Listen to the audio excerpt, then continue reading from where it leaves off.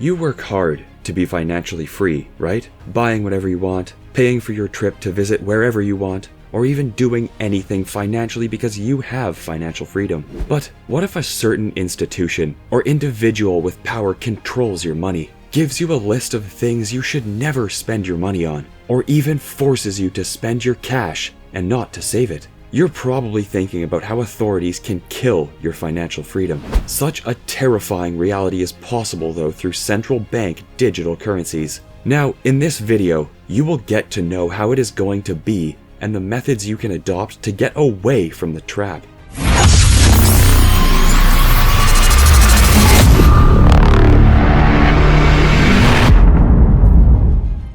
A central bank digital currency, CBDC, is a digital version of a government-backed virtual currency backed and issued by a central bank and tied to the country's national coin or bill. CBDCs are very similar to stablecoins. Stablecoins are cryptocurrencies that are pegged to fiat money and attempt to maintain the same value. But what differentiates them from CBDCs is that CBDCs are centralized, meaning they are issued by the world's governments while stablecoins are decentralized. It is the power in people's hands because they have full control of how they use, save, and trade them. Yes, CBDC seems to be new and on the fancy stage, but it is coming into your country very soon. About 80 countries are in the room discussing how to implement it effectively, and countries like China have already started to work.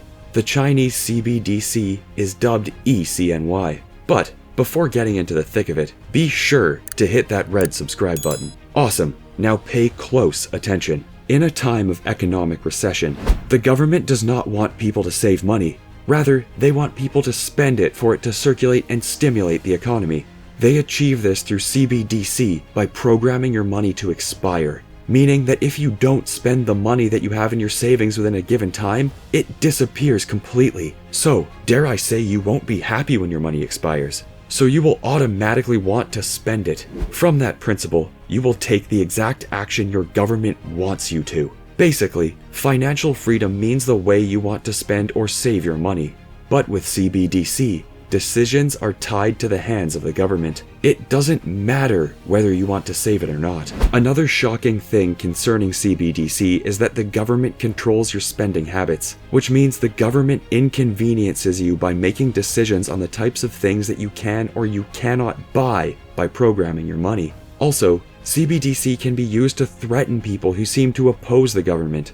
China is the country that is leading in the CBDC or cashless society. They are in the early stage of implementing this type of control. The CBDC system will be a two-tier retail system. Here's how. The central bank will distribute digital currency to state-owned commercial banks, which will then reach the people and use it to meet their demands. What you should know is that these digital currencies issued by the government do not flow in the peer-to-peer system like how Bitcoin works. So, China's digital yuan will be state-directed from start to finish. With a flick of a computer key, the People's Bank of China, which oversees all the state-owned banks, could make digital yuan currency disappear from accounts of those viewed as enemies of the state. Then, why CBDC? Well, the government claims to use CBDC as a way of eradicating the criminals that exist in the realm of cryptocurrency. But, in fact, the number of criminals that exist in the realm of fiat money that is issued by the authorities is far more in comparison to what occurs in cryptocurrency.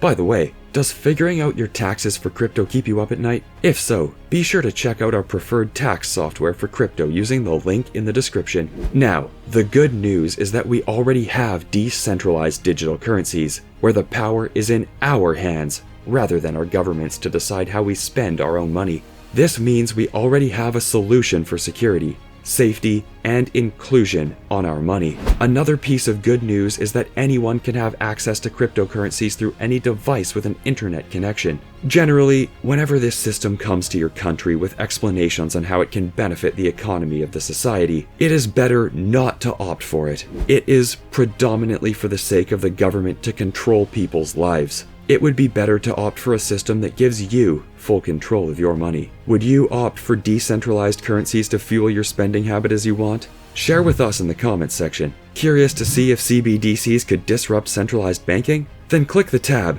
and we will see you inside the Metaverse.